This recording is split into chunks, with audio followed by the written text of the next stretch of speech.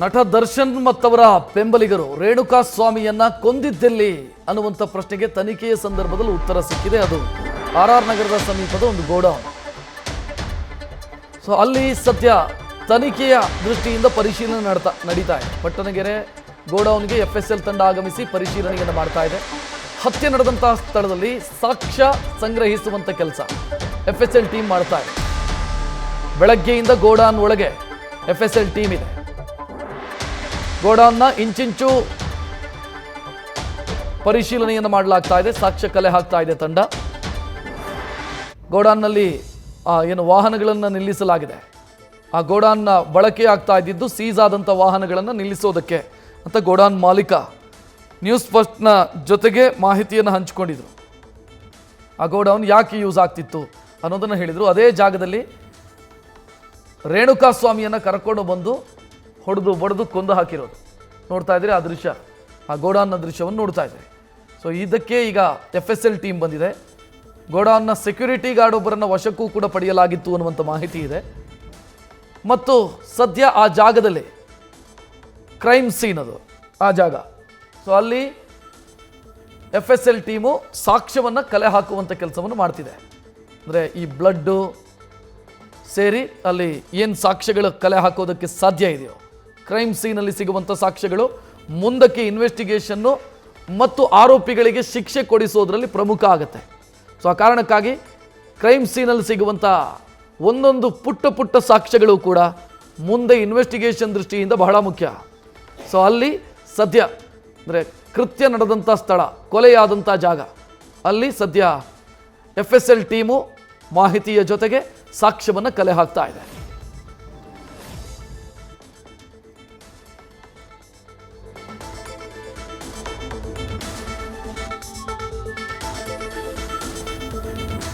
ಈ ಗೋಡೌನ್ ಏನಕ್ಕೆ ಬಳಕೆ ಆಗ್ತಿತ್ತು ಅನ್ನೋದನ್ನ ಇದರ ಮಾಲೀಕರು ಮಾತನಾಡ್ತಾ ಹೇಳ್ತಾ ಇದ್ರು. ಅಂದರೆ ಸೀಸ್ ಆದ ವಾಹನಗಳನ್ನು ತಂದು ಇಲ್ಲಿ ನಿಲ್ಲಿಸಲಾಗ್ತಾ ಇತ್ತು. ಒಂದು ಬಡ್ಡಿ ಕಟ್ಟೋದಕ್ಕಾಗದೆ ಯಾರಾದರೂ ವಾಹನಗಳು ಸೀಸ್ ಆದರೆ ಆ ವಾಹನಗಳನ್ನು ಇಲ್ಲಿ ತಂದು ನಿಲ್ಲಿಸ್ತಾ ಇದ್ರು.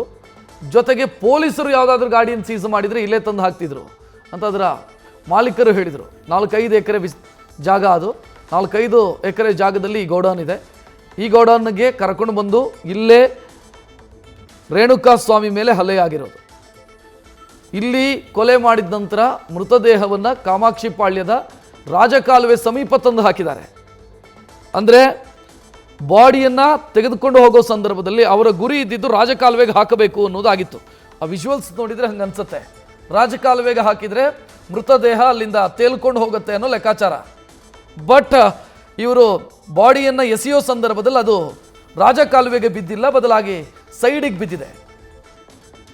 ಇನ್ನು ಬಾಡಿ ವಿಲೇವಾರಿ ಮಾಡಿ ಅವರು ಯಾರು ಆರೋಪಿಗಳು ಎದ್ದು ಹೋಗಿದ್ದಾರೆ. ಮರುದಿನ ಮೃತದೇಹ ಪತ್ತೆಯಾಗಿದೆ. ಮೃತದೇಹದಲ್ಲಿ ಗಾಯದ ಗುರುತುಗಳಿತ್ತು. ಸೊ ಇದು ಕೊಲೆ ಅನ್ನೋದು ಮೇಲ್ನೋಟಕ್ಕೆ ಗೊತ್ತಾಗ್ತಾ ಇತ್ತು. ಅದರಂತೆ ಪೊಲೀಸರು ಪ್ರಕರಣ ದಾಖಲಿಸಿಕೊಂಡ್ರು. FIR ದಾಖಲಾಗುತ್ತೆ. ಅಲ್ಲೇ ಆ ರಾಜಕಾಲುವೆ ಪಕ್ಕದಲ್ಲೇ ಇರುವಂಥ ಒಂದು ಅಪಾರ್ಟ್ಮೆಂಟ್ನ ಸೆಕ್ಯೂರಿಟಿ ಗಾರ್ಡ್ನಿಂದ ದೂರನ್ನು ಪಡೆದು ತನಿಖೆ ಮುಂದುವರಿಸ್ತಾರೆ. ಸತ್ತವನು ಯಾರು ಅನ್ನೋದು ಗೊತ್ತಿರೋದಿಲ್ಲ. ಸತ್ತವನು ಯಾರು ಅನ್ನೋದು ಗೊತ್ತಾಗೋದು ಯಾವಾಗ ಅಂತಂದರೆ ಮೃತದೇಹದ ಜೇಬು ತಡಕಾಡಿದಾಗ ಆಧಾರ್ ಕಾರ್ಡ್ ಇರುತ್ತೆ. ಸೊ ಅದರ ಮೇಲೆ ಪೊಲೀಸರಿಗೆ ಗೊತ್ತಾಗ್ತಾ ಹೋಗುತ್ತೆ ಯಾರು, ಏನು, ಯಾಕಾಗಿ ಕೊಲೆ ಆಯಿತು ಅನ್ನೋದಕ್ಕೆ ಮಾಹಿತಿ ಸಿಗ್ತಾ ಹೋಗುತ್ತೆ. ಈ ಬಗ್ಗೆ ಹೆಚ್ಚಿನ ಡೀಟೇಲ್ ನೀಡೋದಕ್ಕೆ, ಅಂದರೆ ಸ್ಥಳದಲ್ಲಿ ಏನಾಗ್ತಿದೆ ಅನ್ನೋದ್ರ ಬಗ್ಗೆ ಮಾಹಿತಿ ನೀಡೋದಕ್ಕೆ ಆ ಗೋಡೌನ್ ಸಮೀಪ ನಮ್ಮ ಪ್ರತಿನಿಧಿ ಭರತ್ ಇದ್ದಾರೆ. ಭರತ್, ಸದ್ಯ ಏನಾಗ್ತಿದೆ ಅಲ್ಲಿ? ರಕ್ಷತ್, ಸದ್ಯ ಈಗ ಪಟ್ಟಣಗೆರೆ ಗೋಡನ್ನಲ್ಲಿ ಒಂದಿಷ್ಟು FSL ತಂಡ ಬೆಳಗ್ಗೆಯಿಂದ ಕೂಡ ಅವರು ಬೆಳಗ್ಗೆನೆ ಭೇಟಿ ಕೊಟ್ಟಿದ್ದಾರೆ ಗೋಡನ್ಗೆ. ಬೆಳಗ್ಗೆನಲ್ಲೂ ಕೂಡ ಒಂದು ಪ್ರಾಥಮಿಕ ಸಾಕ್ಷ್ಯಗಳ ಸಂಗ್ರಹಣೆ ಏನಿದೆ, ಅಂದ್ರೆ ಹತ್ಯೆ ನಡೆದಿರೋದು ಇದೇ ಜಾಗದಲ್ಲಿ ಅಂತ ಕನ್ಫರ್ಮ್ ಆಗಿರೋದ್ರಿಂದ ಸೊ ಇಲ್ಲಿ ಪ್ರಾಥಮಿಕವಾಗಿ ಹತ್ಯೆ ನಡೆದಂತಹ ಸ್ಥಳದಲ್ಲಿ ಯಾವೆಲ್ಲ ಸಾಕ್ಷ್ಯಗಳಿದಾವೆ, ಯಾರೆಲ್ಲ ಬಂದು ಹೋಗಿರುವಂತಹ ಮಾಹಿತಿ ಇದೆ, ಜೊತೆಗೆ ಯಾವ ವಸ್ತುಗಳನ್ನ ಅಲ್ಲಿ ಬಳಸಲಾಗಿದೆ ಅನ್ನೋದ್ರ ಬಗ್ಗೆ ಒಂದು ಪ್ರಾಥಮಿಕವಾಗಿ ತನಿಖೆಯನ್ನ ಮಾಡ್ತಾ ಇರುವಂತದ್ದು. ಬೆಳಿಗ್ಗೆಯಿಂದಲೂ ಕೂಡ FSL ಟೀಮ್ ಗೋಡನ್ ಒಳಗಡೆ ಇದ್ದಾರೆ. ಸೊ ಇದುವರೆಗೂ ಕೂಡ ಅವರು ಗೋಡನ್ ಹೊರಗಡೆ ಬಂದಿಲ್ಲ.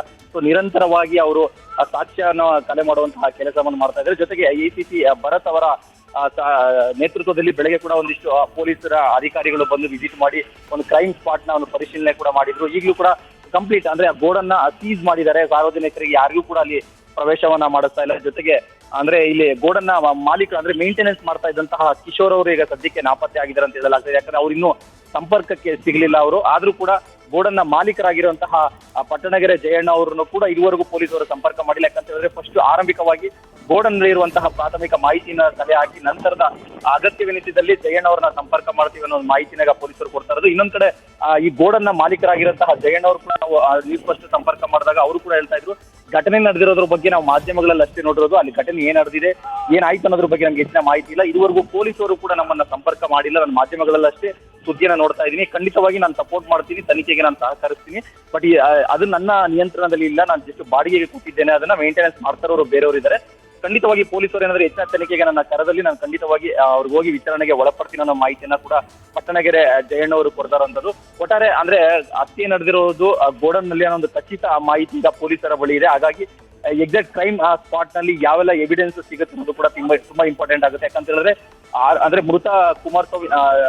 ಮೃತ ರೇಣುಕಾ ಸ್ವಾಮಿ ಅವರನ್ನ ಬಲವಾದ ಆಯುಧದಿಂದ ಹೊಡೆದಿರುವಂತಹ ಅನುಮಾನ ವ್ಯಕ್ತವಾಗ್ತಿದೆ. ಯಾಕಂದ್ರೆ ದೌರ್ಜನ್ಯ ಮಾಡಿರುವಂತಹ ಅನುಮಾನ ವ್ಯಕ್ತವಾಗ್ತಿದೆ. ದೈಹಿಕವಾಗಿ ಸಾಕಷ್ಟು ಅವರಿಗೆ ಹಲ್ಲೆ ಮಾಡಿದ್ದಾರೆ ಅನ್ನೋ ಕೂಡ ಅನುಮಾನ ಕೂಡ ವ್ಯಕ್ತವಾಗ್ತಿದೆ. ಈ ನಿಟ್ಟಿನಲ್ಲಿ ಯಾವ್ದಾದ್ರು ಆಯುಧಗಳನ್ನ ಅಂದ್ರೆ ಬಲವಾದ ಆಯುಧಗಳನ್ನ ಬಳಸಿದ್ರೆ ಅಥವಾ ಕೈಯಲ್ಲೇ ಅಂದ್ರೆ ದೈಹಿಕವಾಗಿ ಅವರು ಕೈಯಲ್ಲೇ ಏನಾದ್ರು ಅವ್ರನ್ನ ಹೊಡೆದು ಹತ್ಯೆ ಮಾಡಲಾಯ್ತು ಅನ್ನೋ ನಿಟ್ಟಿನಲ್ಲಿ ಒಂದು ಸಾಕಷ್ಟು ಸಾಕ್ಷ್ಯಗಳನ್ನ ಸಂಗ್ರಹ ಮಾಡ್ತಾರಂತ ಕೆಲಸ ಈಗ FSL ಟೀಮ್ ಇಂದ ಆಗ್ತಾ ಇದೆ. ರಕ್ಷಣ್, ಥ್ಯಾಂಕ್ ಯು ಭರತ್ ಮಾಹಿತಿಗೆ. ನ್ಯೂಸ್ ಫಸ್ಟ್ ನಿರ್ಭೀತಿಯಿಂದ ನಿಮ್ಮ ಪರವಾಗಿ.